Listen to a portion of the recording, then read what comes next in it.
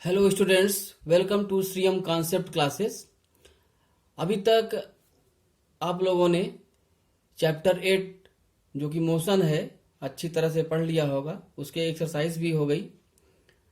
आज हम लोग चैप्टर 9 स्टार्ट करेंगे। ठीक है।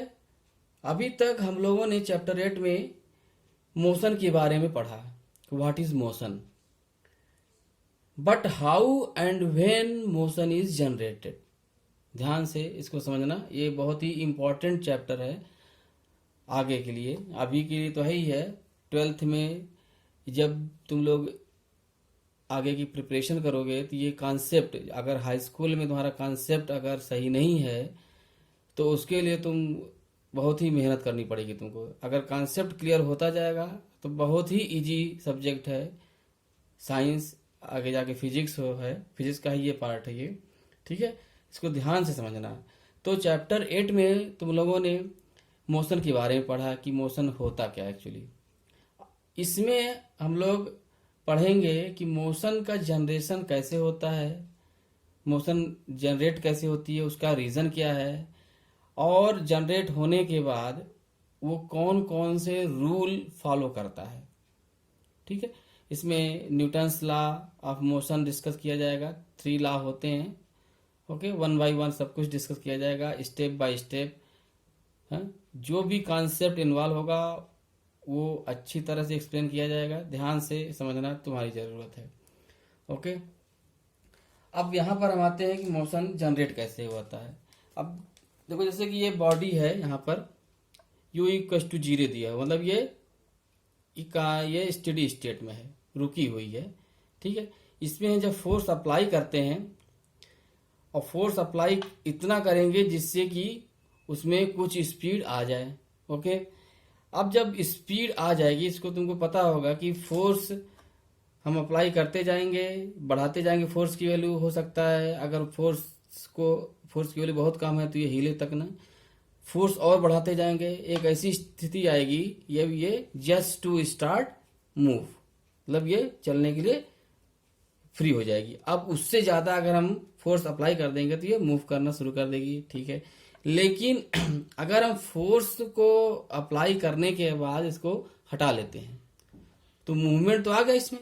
ठीक है, लेकिन तुमको आगे पता चलेगा कि जो सरफेस है, सरफेस और बॉडी के बीच जो कांटेक्ट होता है, ठीक है, इस कांटेक्ट में फ्रिक्शन जनरेट होता है, फ्रिक्शनल फोर्स जनरेट होती है ड्यू टू दिस रीजन। इसको आगे हम और अच्छे से तभी समझ पाओगे व्हाट इज फ्रिक्शनल फोर्स, लेकिन यहाँ के लिए समझ लो कि फ्रिक्शनल फोर्स के कारण इसकी वेलोसिटी जो गेन हो चुकी due to applied force F, ये वेलोसिटी लगातार कम होती जाएगी। क्यों कम होगी? Due to frictional force applied by the surface on the body.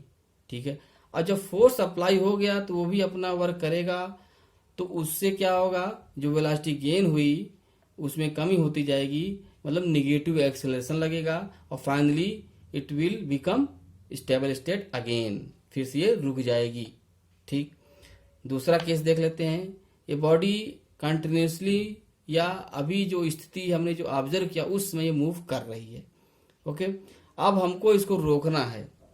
एक तो अगर फ्रिक्शनल फोर्स है तो फ्रिक्शनल फोर्स के कारण खुद ही रुक जाएगी अपने आप कुछ दूरी जाते जाते, लेकिन हम बाय इंटेंशन चाहते हैं ये रुक जाए, जल्दी रुक जाए। तो जितनी जल्दी रोकना है या जितनी डिस्टेंस ट्रेवल करने के बाद रोकना होगा, हमारी रिक्वायरमेंट जैसी उसी के अकॉर्डिंग फोर्स अप्लाई करना होगा। उस फोर्स के कारण वेलोसिटी जो u इसमें है पहले से वो कम होता जाएगा, और कम होते होते v इक्वल टू 0 आ जाएगा। ठीक है, तो यहाँ पर ये केस किसका आ रहा है? ये पुश, पुल या हिट है ना। ये किसका केस है? ये पुश कर रहे हैं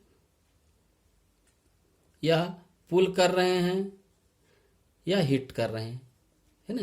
पुश पुल हिट, ये इस तरह के एक तरह का फोर्स होता है। जब हम जैसे कि फुटबॉल की गेंद है उसमें हिट करेंगे, है तो इस तरह का केस होगा। दूसरा केस आते हैं हम यहाँ पर, स्प्रिंग का केस है। जैसे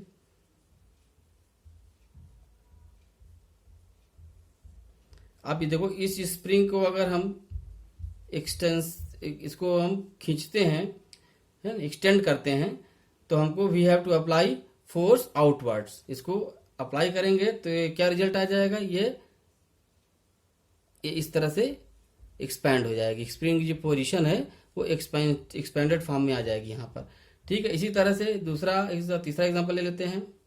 स्प्रिंग वही है, लेकिन ये जो फोर्स का जो नेचर है अप्लाइड फोर्स का, वो क्या है हमारा, ये कंप्रेसिव नेचर का हो गया। ठीक है, इसको हम कंप्रेस कर रहे हैं, दबा रहे हैं, तो इससे क्या होगा, इससे ये और भी पास इसके क्वाल्स हो जाएंगे।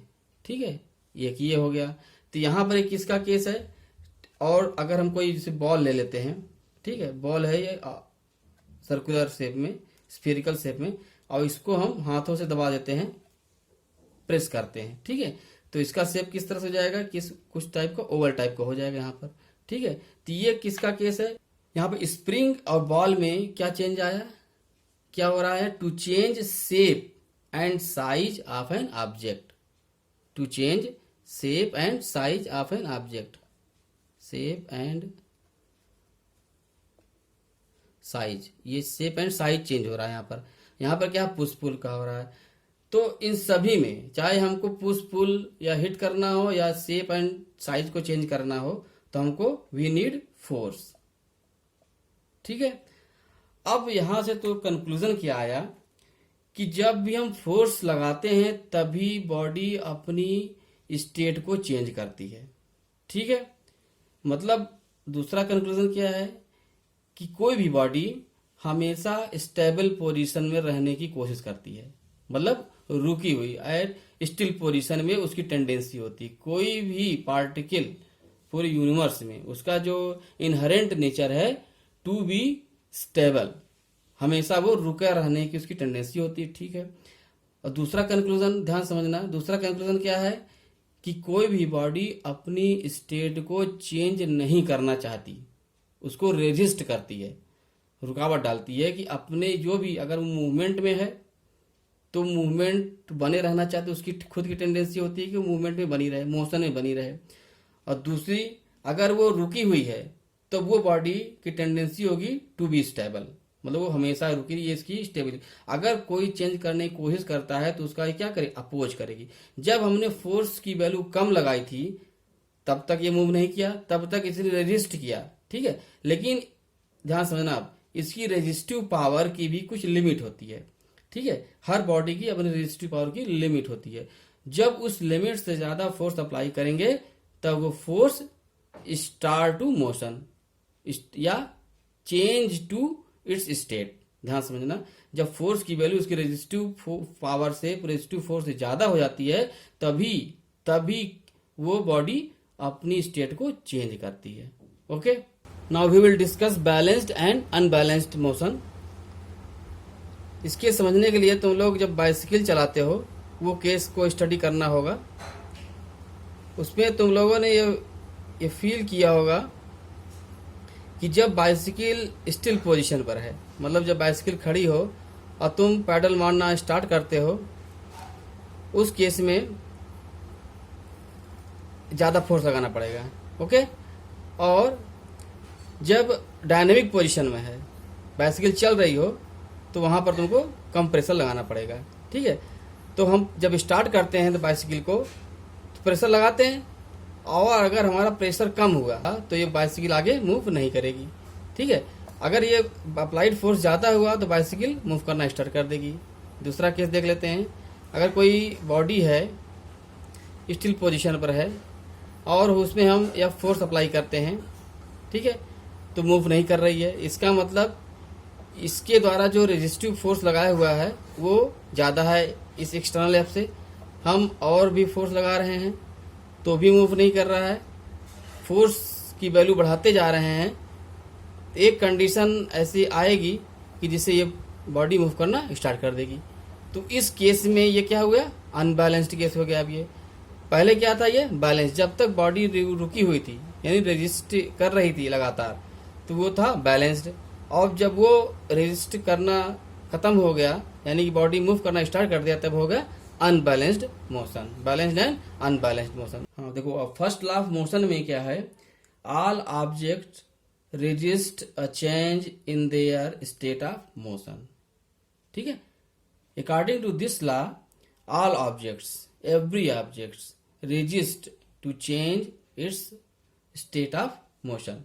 स्टेट, वो कोई भी बॉडी, हमने पहले बता दिया, कोई भी बॉडी अपने स्टेट को चेंज होने से रोकती है, उसको रेजिस्ट करती है। ठीक है, अब रेजिस्ट की जो है property, this is the property of body itself. ठीक है, अब हम जैसे ये गैलीलियो ने दिया था, एक एक्टिविटी तुम्हारे बुक में दी हुई है, उसी को डिस्कस कर लेते हैं यहाँ पर। ठीक है, देखो इसे ये ग्लास रखा हुआ है, अब ग्लास के ऊपर एक कार्ड रखा हुआ है बहुत हल्का, और उसी के ऊपर हमने क्या रख दिया, यहाँ पर कॉइन रख दिया। ठीक है, अब यहाँ पर इस तरह से शार्प फोर्स लगाएंगे, शार्प मतलब तुरंत एट वंस लग जाए फोर्स, तो इस तरह से यहाँ पर क्या, यहाँ पर मतलब से वाटर फिल है। ठीक है, होने के बाद एक क्या होगा, क्या इसमें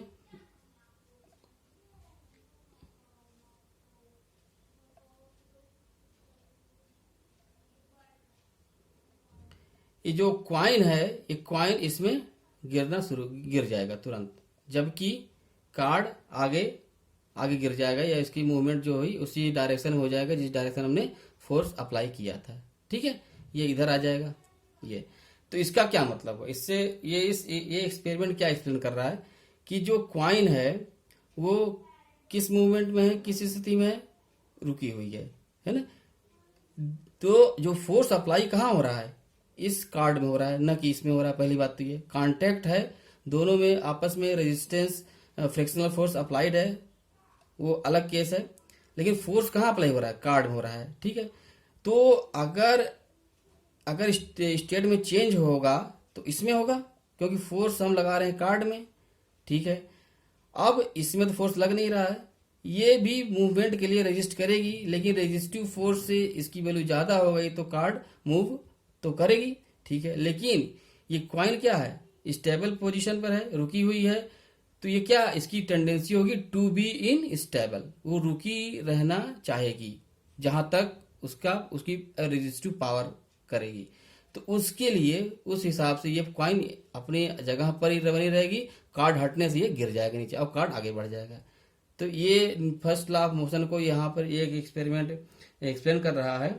और तुम लोग बस में सफ़र करते होगे, बस में जब बस ड्राइवर ब्रेक लगाता है तो क्या होता है, तुम लोग ब्रेक लगाया बस को रोकने के लिए कि वेलोसिटी कम हुई।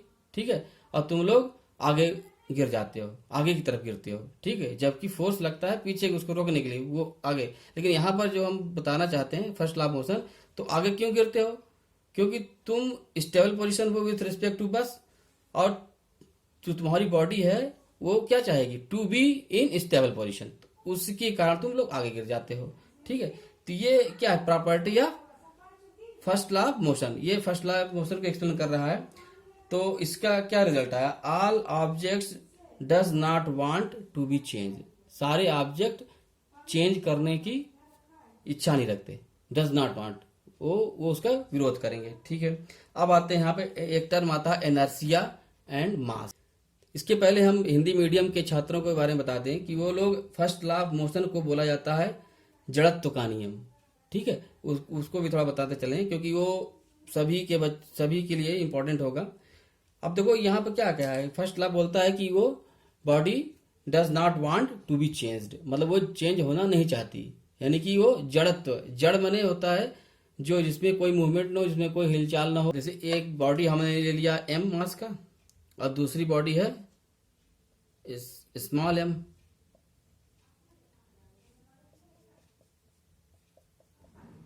M is greater than m, इस बॉडी का मास ज्यादा है और इसका कम है। ठीक है, अब जो मास जो टर्म आया है, इसको यहाँ पर इंट्रोड्यूस तो जरूर कर रहे हैं, लेकिन आया कहाँ से मास, है ना, तो वो रिलेटेड है, इसलिए इसको हम यहाँ पर लाना जरूरी है, जबकि मास क्या है ये आगे तुमको कंक्लूड हो जाएगा।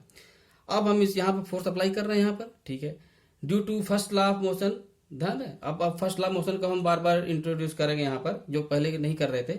फर्स्ट लॉ ऑफ मोशन क्या कहता है कि ये इसका विरोध करेगा अप्लाइड फोर्स का, जब तक इसकी रेजिस्टिव पावर, ध्यान रखना, जब तक इसकी रेजिस्टिव पावर इसको बैलेंस कर पाए, बैलेंस्ड फोर्स। ओके, ठीक है, लेकिन एक ऐसी स्थिति आएगी जब इसके रेजिस्टिव पावर से, है ना, इसकी जो रोकने की जो क्षमता है ना, to be change, to be does not want to be change, है ना, तो वो उस क्षमता से यहाँ पे ज़्यादा हो जाएगा तो मूव करना स्टार्ट कर देगा। ठीक है, ये मान लेते हैं वैल्यू कितनी है, F1 है ना। अब यही काम यहाँ भी करेंगे, यही मतलब इसको मूव करने की कोशिश करेंगे, जस्ट टू मूव, है ना, उतना ही अप्लाई करेंगे जितना ये मूव करने की शुरुआत कर दे। तो अब यहाँ तुमको तुम्हारा जो जनरल एक्सपेरिमेंट होगा कॉमन तुम्हारा उसमें कॉमन लाइफ में, ये तुमको ये पता हो जाएगा कि F1 must be greater than F2। इतना तो तुमको अंदाजा हो ही गया होगा। अब तुमको यहाँ से क्लियर है, ये M की जो रेजिस्टिव पावर है वो ज़्यादा है और स्मॉल एम की रेजिस्टिव पावर कम है, जबकि दोनों के मटेरियल्स हैं। मान लेते हैं दोनों आयरन का है, ये भी आयरन का है, ये भी आयरन का है, तो भी इसमें ज़्यादा फोर्स लगाना पड़ रहा है, इसमें कम फोर्स लगाना पड़ रहा है। यानी कि तुमको ये समझ में आ रहा होगा जो रेजिस्टिव पावर है इसके अंदर, इसकी बात नहीं कर रहे हैं हम, ठीक है, ये तो एक्सटर्नल फोर्स है, ये अपनी तरफ इसको अपोज कर रहा है ना, वो हमको दिख नहीं रहा है, लेकिन अपोज कर रहा है due to first law motion. Oppose कर रहा है तो सीधी सी बात, जो अपोजिव फोर्स है applied by the body is dependent on its mass. अगर मास ज्यादा है तो इसकी अपोजिंग प्रॉपर्टी ज्यादा होगी, मास कम है तो इसकी अपोजिंग प्रॉपर्टी कम होगी। This property is known as inertia. Okay, मतलब यहां ये कह सकते हैं इनर्शिया इज द प्रॉपर्टी और virtue by which an object resist to change its state. मतलब अभी ये एक्सटर्नल फोर्स है, वही काम इंटरनल के लिए बोल रहे हैं कि वो ऐसी एक प्रॉपर्टी है, ऐसा एक गुण है इनर्शिया, जिसकी कारण ये एक्सटर्नल डिस्टरबेंस को रेजिस्ट करती है। ठीक है, तो this property is known as inertia. अब आते हैं, अब इनर्शिया तो हो गया एक तरह से, इसको अब रेजिस्टिव पावर, रेजिस्टिव फोर्स हो गया। अब इनर्शिया, तुमको साधारण सी बात है, इनर्शिया की वैल्यू ज्यादा मास के लिए ज्यादा होगी और कम मास के लिए कम होगी। ठीक है, तो इनर्शिया जो है, inertia is proportional to mass. Clear है ना, मास ज्यादा होगा तो इनर्शिया की वैल्यू ज्यादा हो जाएगी। जैसे अगर ट्रेन है, ट्रेन मूव कराने के लिए ज्यादा फोर्स चाहिए और कार्ट को मूव कराने के लिए बहुत ही कम फोर्स चाहिए। ठीक है, तो यहां पर ये inertia is proportional to mass. Now come to the second law of motion. ठीक है, अभी हम लोगों ने इनर्शिया के बारे में पढ़ा। इनर्शिया इज द प्रॉपर्टी और virtue by which any body resist to the state of motion, but how much the body can resist the state. ठीक है, यहां पर ये नया क्वेश्चन बना कि एक तो ये सही है, मोमेंटम क्या करता है, एक किसी बॉडी का एक अपनी प्रॉपर्टी है जिसके कारण वो स्टेट के चेंज में रेजिस्ट करता है, उसको अपोज करता है, लेकिन कितना अपोज करेगा वो। देखो यहाँ पे एग्जांपल जैसे कि है, ये मास m है, हैवी मास है, मान लो ये है ना, इसका मास ज़्यादा है, और एक दूसरा हमने मास ले लिया स्मॉल m, और ये वेलोसिटी v के साथ है और इसकी भी वेलोसिटी v ही है, ध्यान रखना, दोनों v के साथ मूव कर रहे हैं। ठीक है, अगर हमको इसको रोकना है तो फोर्स अप्लाई करना पड़ेगा F, इसमें भी F लगा दिया।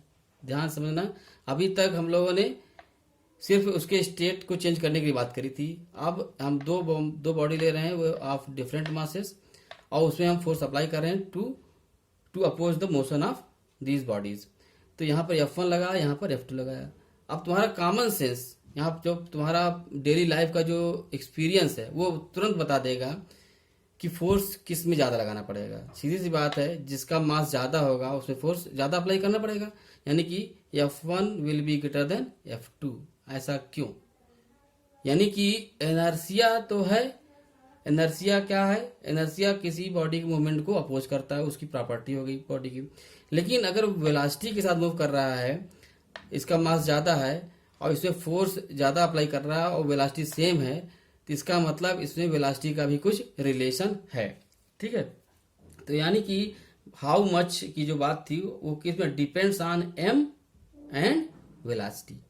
यहां पर जब हाउ मच की बात आएगी कि वो फोर्स कितना अपोज कर सकता है, तो पहला inertia is proportional to m, जबकि यहां पर टोटल फोर्स कितना वो अपोज कर सकता है, that will B depend also on the velocity of the body.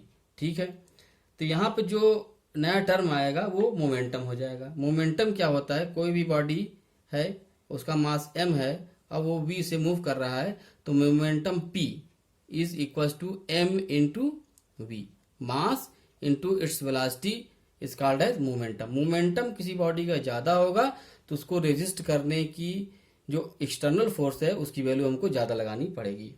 Okay, अगर अब दूसरा आते हैं, दो मास ले लेते हैं having different mass, having same mass, इसका भी मास m है और इसका भी मास m है, ठीक है, लेकिन दोनों की स्पीड अलग अलग है v2। अब यहां पर भी हमको रोकना है f1 और यहां पर भी f2 लगाना है। तो यहां भी तुम्हारा डेली के जो एक्सपीरियंस है डेली लाइफ का, वो तुरंत तुमको ये समझ में आ जाएगा कि f1 will be greater than f2। कब होगा? जब when v1 is greater then v2। अगर इस दोनों का सेम मास, दो ट्रक हैं, दोनों ट्रक हैं और दोनों, एक की स्पीड बहुत ज़्यादा है, एक की स्पीड बहुत कम है, हाँ, और वो किसी अनदर व्हीकल से टक्कर करते हैं, तो कौन से ज़्यादा, किससे ज़्यादा नुकसान होगा? जिसकी वेलोसिटी ज़्यादा होगी। क्यों? क्योंकि इसमें इसको जो रेजिस्टिव फोर्स है इसका बहुत ज़्यादा होगा, ठीक है, जिसके कारण बहुत ज़्यादा नुकसान करेगा ये इस बनिस्पत इसके, ठीक है। तो यहाँ पर दोनों पहले हमने मास को डिफरेंट किया, अब हमने वेलोसिटी को डिफरेंस कर दिया। मतलब इतने डिस्कशन का कंक्लूजन क्या है? जो रेजिस्टिव फोर्स है, पहला फर्स्ट जो लॉ है मोशन का, वो बोलता है कि टू बी स्टेबल, कोई भी बॉडी अपने स्टेट को चेंज नहीं करना चाहती, ठीक है। अगर चेंज हो रहा है due to the applied external force, तो then the body will resist, okay, resist to its change of state.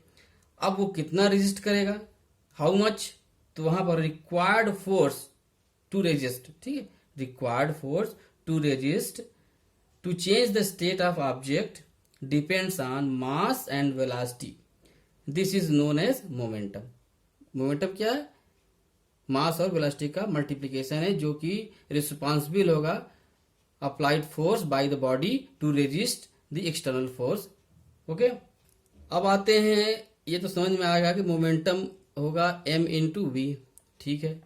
अब यहाँ पर अगर देखोगे तो m का मास किलोग्राम मीटर पर सेकेंड है, ठीक है। तो ये फोर्स कैसे हो गया, है ना? फोर्स नहीं हो रहा है, लेकिन ये रिस्पॉन्सिबल है to resist the external force external force को रोकने के लिए रिस्पॉन्सिबल है, लेकिन ये फोर्स नहीं है। तो आया फोर्स कहाँ से? अभी फोर्स जनरेट, हमने बाहर से तो फोर्स लगा दिया, लेकिन बॉडी जो फोर्स रेजिस्ट कर रही है उसके लिए मोमेंटम रिस्पॉन्सिबल है। It is not force applied by the body. तो what will be the force? Okay. अब यहां पर ध्यान समझना, rate of change of momentum, ध्यान समझना, rate of change of momentum, इसको तुम लोग रट लो अच्छी तरह से। Rate of change of momentum,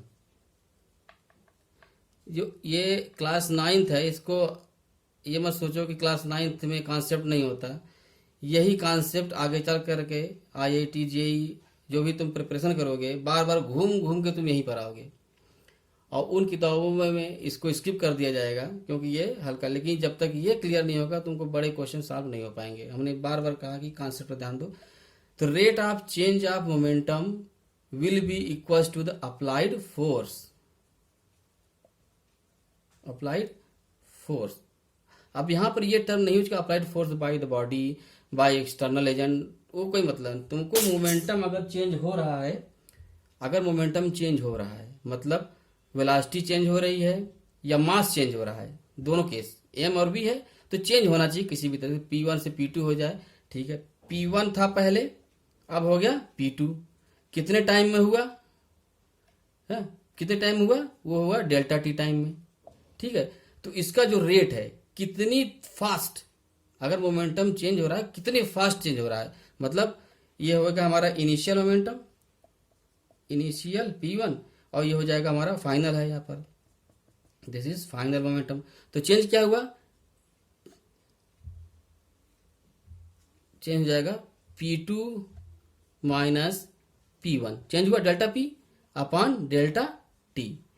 तो ये time rate of change of momentum is called as applied force, this will be F। अगर कोई बॉडी है m मास का और हम किसी बॉल से उसमें हिट करते हैं v वेलोसिटी से, तो इनिशियल मोमेंटम कितना हो जाएगा, p1 इक्वल्स टू m, ये इसका मास m है, स्मॉल m इंटू v इसका मोमेंटम। इससे कोई मतलब, इसका भी ये कंसीडर करा जाएगा लेकिन हम बाद में, अभी फिलहाल हम सेकंड लॉ ऑफ मोशन का डिस्कस कर रहे हैं। p1 मतलब momentum of this ball, p1 equal to mv, और जब हिट हो चुका है उस केस में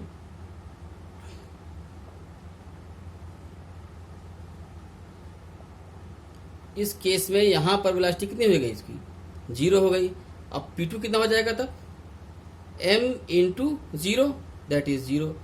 अब v से, क्योंकि ठीक कांटेक्ट के पहले वेलोसिटी थी v, कांटेक्ट जस्ट कंप्लीट जब हुआ तब हो गई 0, यानी कि वेलोसिटी v से 0 में होने में जो लगा टाइम है that will B delta T. बहुत ही स्मॉल टाइम होगा ये।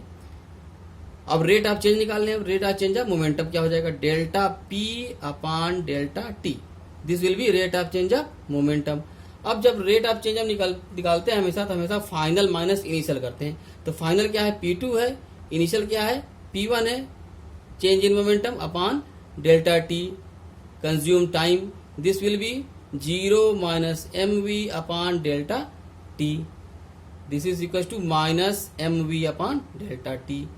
ठीक है, यहाँ पर देखो डेल्टा टी अगर कम होगा तो अप्लाइड फोर्स बहुत ज्यादा हो जाएगा है? ये है तुम्हारा सेकंड लॉ ऑफ मोशन। अब इसको आगे हम प्रोसीड करते हैं। Late P1 equal to mu, कोई भी बॉडी है उसका इनिशियल वेलोसिटी u है और उसका मास m है, तो इनिशियल मोमेंटम कितना हो जाएगा, P1 equal to mu, and final momentum कितना हो जाएगा, mv हो जाएगा। ठीक है, तो डेल्टा p कितना हो जाएगा, mv minus mu।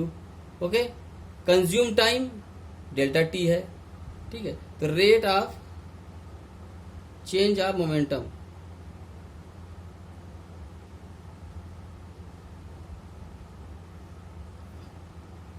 Equals to delta p upon delta t, this will be mv minus mu upon delta t।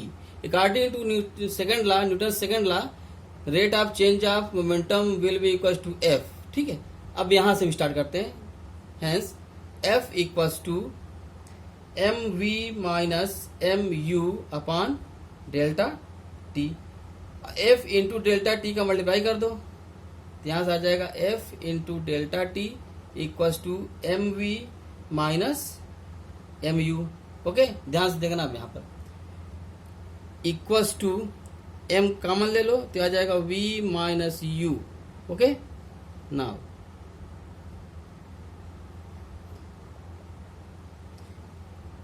f equals to क्या हो जाएगा, डेल्टा t को हम इधर मूव कर दे रहे हैं, m into v minus u upon delta t। Okay, या डेल्टा t को हम t भी सिंपली लिख सकते हैं। कंज्यूम टाइम, अगर इनिशियल टाइम को हम 0 मान लें तो t माइनस 0 0 t ही हो जाएगा। डेल्टा t क्या है, इंक्रीमेंट इन टाइम है। अगर इनिशियल वेलोसिटी जब u थी तब उसमें टाइम हमको 0 लेंगे रेफरेंस टाइम, और फाइनल वेलोसिटी जब v हो गई तब टाइम होगा t, तो t डेल्टा t कितना हो जाएगा, t माइनस 0 t ही रख जाएगा। तो इसको लिख सकते हैं m v minus u upon t। ठीक है, ये फार्मूला कहाँ से आ रहा है, कुछ बता रहा है, v minus u upon t क्या आएगा, याद करो, v equals to u plus A T, v equals to u plus A T, first law of motion. तो v minus u upon t equals to a। ठीक है, तो यहाँ पर आ जाएगा a, this is f m into a, f equals to m a, this is the second law of motion, this is the second law of motion. इसकी proving कहाँ से आई, फ्रॉम मेन लॉ। क्या है, मेन लॉ है rate of change of momentum equals to applied force, mv minus mu upon delta T को T किया तो वहां से आएगा f इक्वल्स टू ma। ये हमारा सेकेंड लॉ ऑफ मोशन हो गया। Now we will discuss third law of motion. It states that for every action there is an equal and opposite reaction, है ना। क्रिया के बराबर प्रतिक्रिया। जितना हम फोर्स अप्लाई, जैसे कि ये है, ठीक है, कोई भी ये सरफेस है और हम फोर्स अप्लाई कर रहे हैं एफ, ठीक है, तो ये अर्थ सरफेस भी जिसके थ्रू हम फोर्स अप्लाई कर रहे हैं उस पर ही सेम फोर्स अप्लाई करेगी उसी अपोजिट डायरेक्शन में। तो क्या है, दिस इज एक्शन और दिस इज रिएक्शन।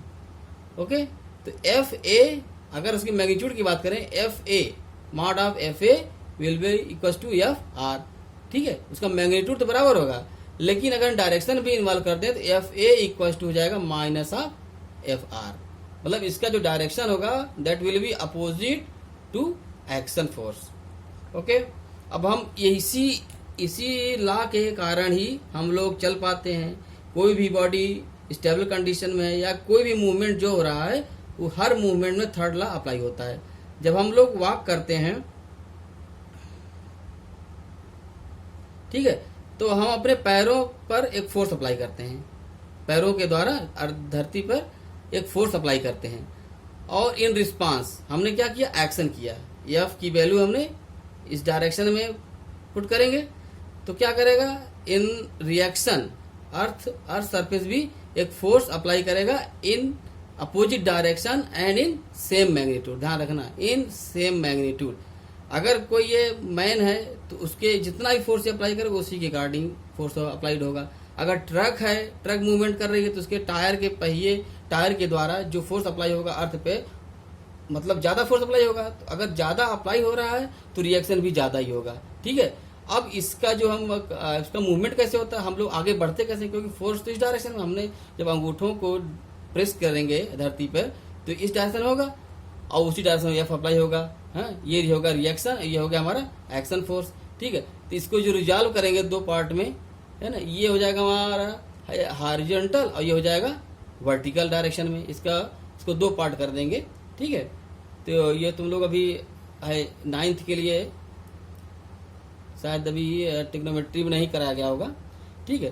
तो ये हमारा एफ हो जाएगा। तो ये वाला पार्ट तो हमको आगे बढ़ाएगा, है ना, हॉरिजॉन्टली हम लोग आगे बढ़ रहे हैं, और ये पार्ट जो वर्टिकल डायरेक्शन में है वो हमारे मास को बैलेंस करेगा। मास mg नीचे तरफ लगेगा, ये उसके बराबर हो जाएगा। तो ध्यान समझना, अगर हमारी बॉडी ज़्यादा हैवी है ना, ज़्यादा मास है, तो हमको आगे बढ़ने के लिए ज़्यादा फोर्स अप्लाई करना पड़ेगा। आगे बढ़ तो जाएंगे एफ लेकिन एफ भी होना चाहिए ज़्यादा, अगर हमारा मास ज़्यादा है तो, ठीक है। इसलिए जो पतले दुबले होते हैं वो ज़्यादा तेज भाग पाते हैं, और जो भारी होते हैं वो कम तेज भाग पाएंगे, उनके पास पावर सेम होते हुए भी। अगर उनको तेज भागना है जो भारी लोगों को, तो they have to apply higher force. Now come to the next topic, conservation of momentum. Momentum conserve रहता है किसी भी कंडीशन पर। जैसे कि दो मास है, एक है ma और दूसरा है mb। इसकी वेलोसिटी है ua और इसकी वेलोसिटी है ub। ओके, दोनों में कोलिजन हुआ, ठीक है। कोलिजन होने के बाद जो कंडीशन होगी, तुमको पता है कि कुछ न कुछ चेंज होंगे। अब क्या चेंज हो सकता है, एक तो ये चेंज हो सकता है कि दोनों ही एक दूसरे, मतलब दोनों सॉफ्ट मटेरियल का हैं, तो हो सकता है दोनों एक दूसरे में जुड़ जाएं, तो उसकी वेलोसिटी इन दोनों से डिफरेंट आएगी।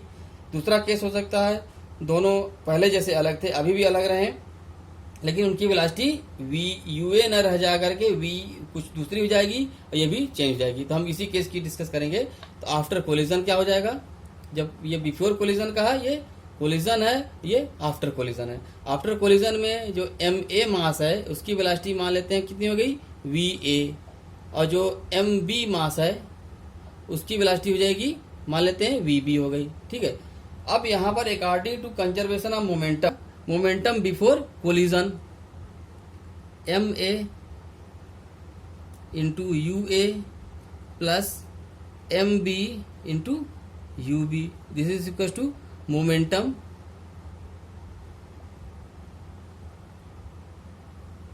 Before collision. Okay, and ma va plus M B we B equals to momentum after collision. Okay now अब यहाँ पर क्या बोलता है, कंजर्वेशन, दोनों कंजर्व रहेंगे, यानी कि M A you A plus M B you B equals to M A we A plus M B we B. ये तो इसका फार्मूला है। ठीक है, अब हम लोग इसको प्रूफ करेंगे। हम पहले डिस्कस करेंगे ए बॉडी का। ए बॉडी का इनिशियल मोमेंटम कितना था, यानी कि P1 m A into u A. ठीक है, P2 कितना हो जाएगा after collision, m A we A होगा। ठीक है, ठीक है, जब कोलिजन हो रहा होता है, ए से कांटेक्ट बी में आया तो इसके वेलोसिटी में चेंज हुआ, मोमेंटम में चेंज हुआ, जो कांटेक्ट टाइम है वो डेल्टा टी हुआ। तो मोमेंटम जब चेंज हुआ तो this ball will apply a force, ठीक है, in this body, similarly for body B. तो डेल्टा पी कितना हो जाएगा, final momentum minus initial momentum, P2 minus P1 equals to M A we A minus m A you A. ठीक है, इसमें time consume कितना हुआ, डेल्टा टी। तो applied force F A B equals to हो जाएगा M A we A minus m A you A upon delta T. ठीक है, similarly applied force F A B हो गया, similarly for B.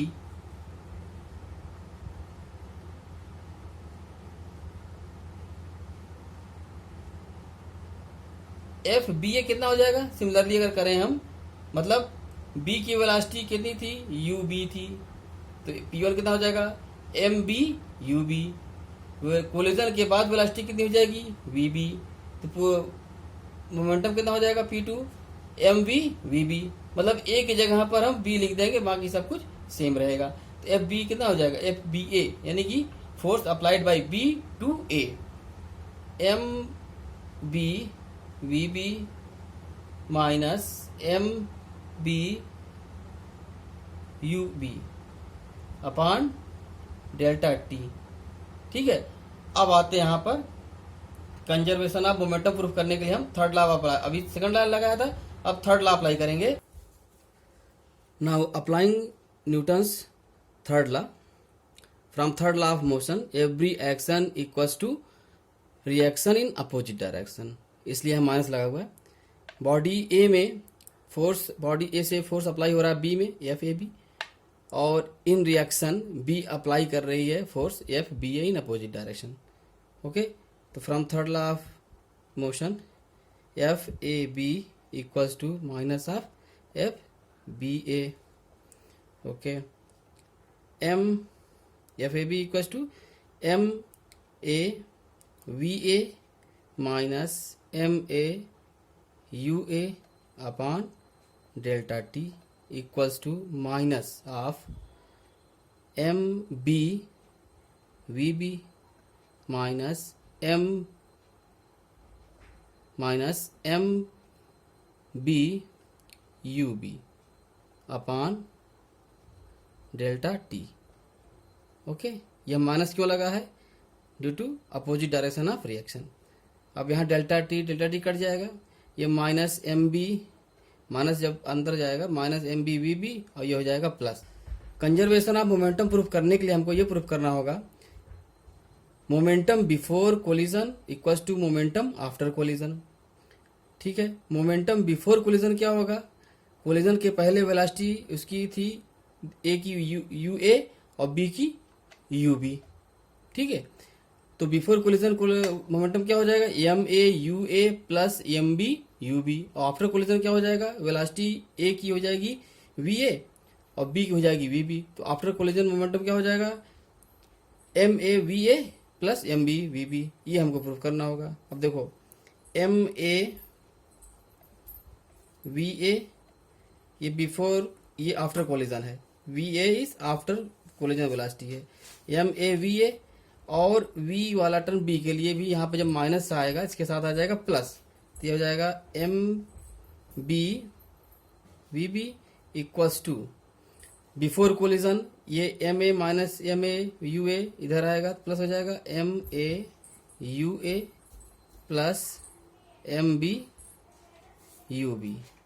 This is momentum after collision और this is momentum before collision.